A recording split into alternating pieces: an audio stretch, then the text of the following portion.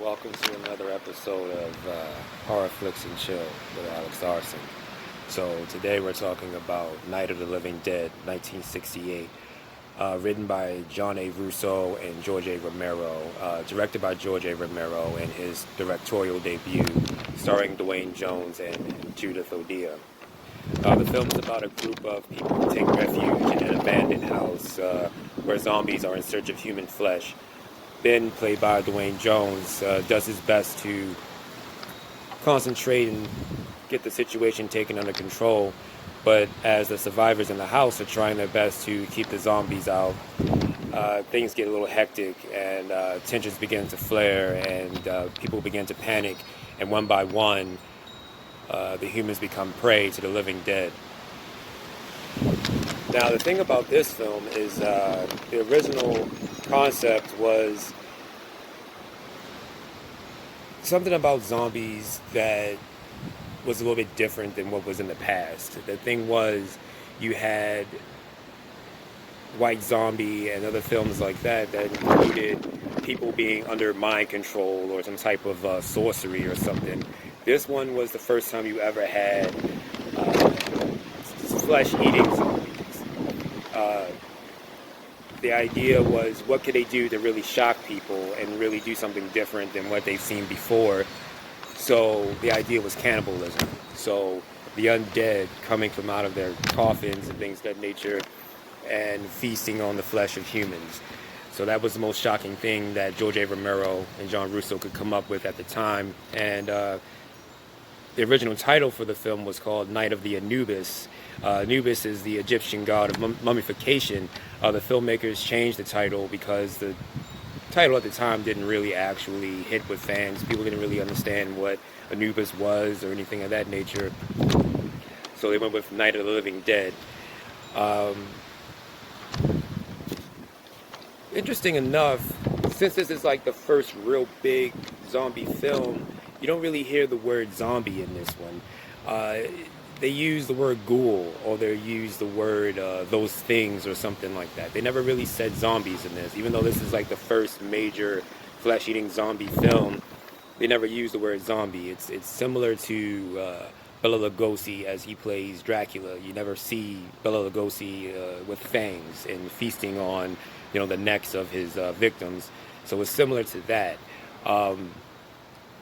Not only was this the first film that had flesh-eating zombies, this was also the first film that had a brown-skinned American as the lead character.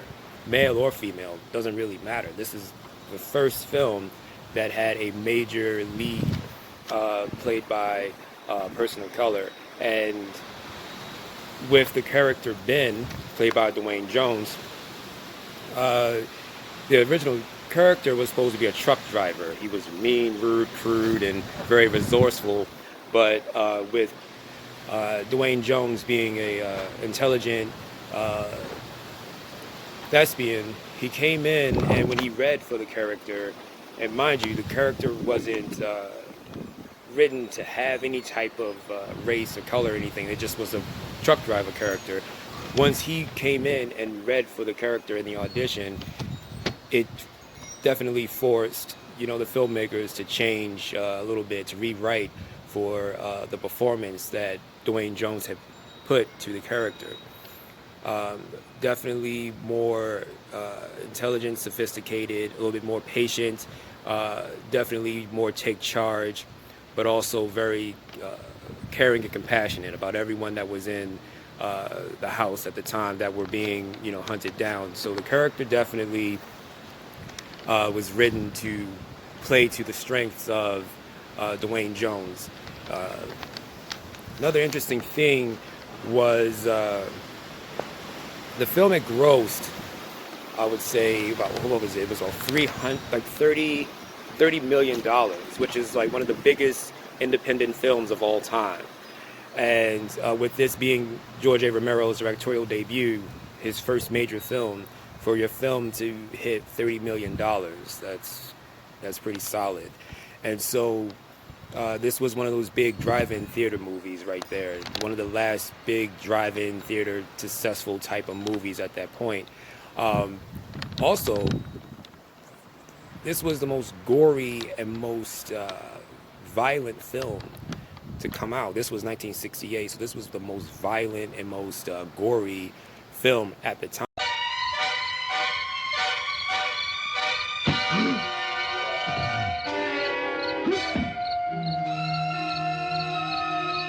And children were able to see this film because there wasn't a rating system at that point. The ratings board would come out probably like a year or so later. So Night of the Living Dead was able to slip through from ratings and things of that nature. So kids were kind of able to come in and see some violence and gore and guts and things. So the thing that started the zombie craze is Night of the Living Dead. This is definitely one of those movies that you want to check out because it started the whole trend of flesh-eating zombies. So Dawn of the Dead, Day of the Dead, Return of the Living Dead, Land of the Dead, what is it, Diary of the Dead, Shaun of the Dead, etc., etc. It started here in 1968, a very shoe budget type of horror film. No one really had any expectations for it. It just came out of nowhere and really took everyone by storm. This was the first film to star a brown-skinned American man to be the lead hero, to be the leader, and also to survive and to be to not be done for laughs, to not be done, for comic relief. Doesn't die first.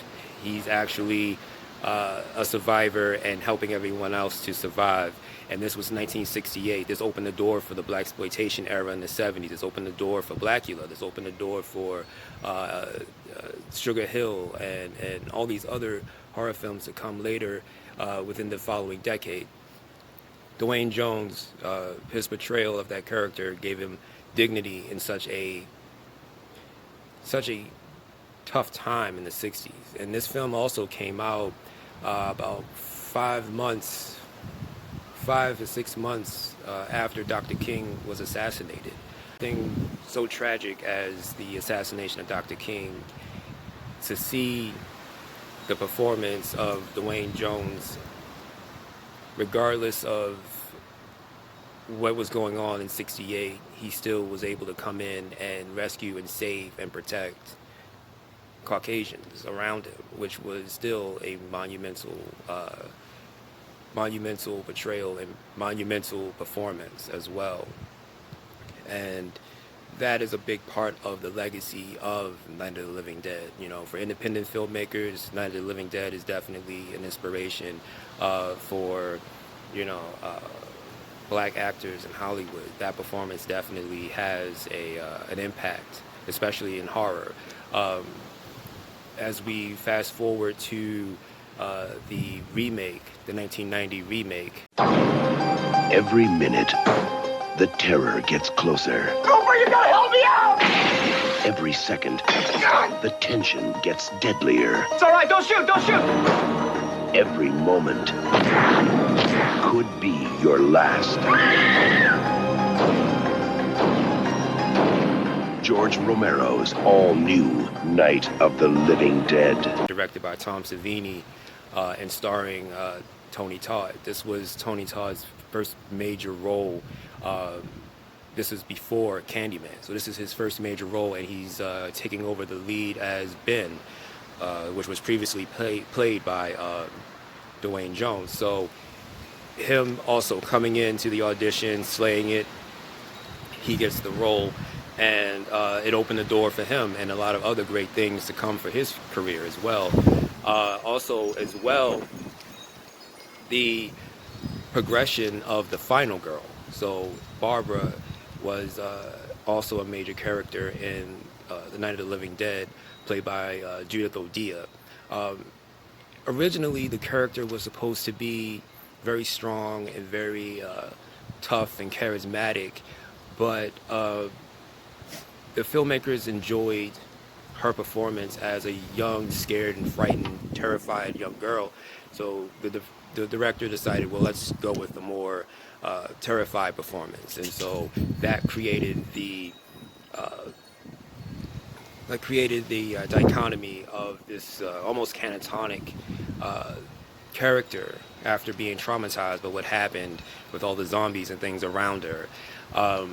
The remake in 1990, Patricia Tallman takes over the role as Barbara, and her portrayal in the 1990 remake gives the final girl, Barbara, the original idea of being a strong female lead.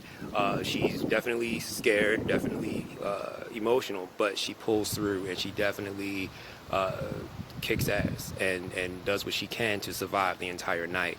And so you have very strong leads in the remake. And Tom Savini was originally supposed to do the special makeup for the original, but he was unable to commit to the project. So fast forward to 1990, he signed on to direct the film, and his directorial debut, he's done a few things for television, but this is Tom Savini's directorial debut for a major film, and he does a great job in the director's seat, directing such a classic, beloved horror film. And so if you haven't seen Night of the Living Dead, the original or the remake, you have to see it. This is what zombie films are about. This is what started the whole craze for zombies. Whatever you love about zombie films, it goes all the way back to this movie right here. And so if you haven't seen Night of the Living Dead, definitely go for it. It's available to be streamed on a lot of different streaming platforms. It's one of the first films to be put into the film library because it's aesthetically, culturally significant. So there you can find this film anywhere you want, anywhere you can. It's definitely one of those films that you just have to see before you pass, before you die, before you go to leave this earth. You have to see Night of the Living Dead. And I also suggest that you see the remake because it's one of my personal favorites. I'm not a big fan of a lot of horror movie remakes, but Tom Savini does a great job with the remake of Night of the Living Dead. And this is the remake that started Tony Todd's performance, which is one of my favorite actors, which is also, you know, what kickstarted his career as well in the horror genre and things of that nature.